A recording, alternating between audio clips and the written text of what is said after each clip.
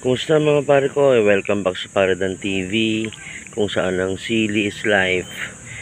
Ayan, mag-spray tayo ngayon ng Blossom Booster. Yan, mahina lang yung templada. Anong Blossom Booster? Ayun na nga, nasa word na nga na yun. Pampadami ng buds, pampadami ng bulaklak, magpapalabas, pampadami o mas madami ang ilalabas ng sili na to na buds, bulaklak. Yun, spray lang natin sa dahon, direkta na yan, foliar spray. Yan,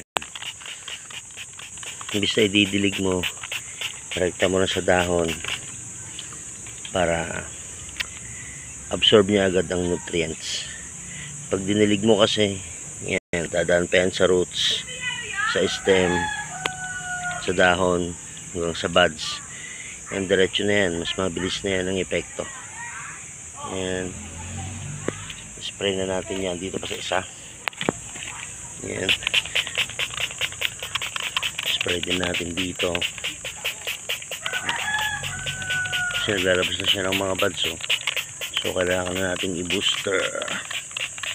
Yan, sana nakatulong ang video na to. Yan, so maraming salamat. Let's go and let's grow strong mga pare ko. Yo, warp up.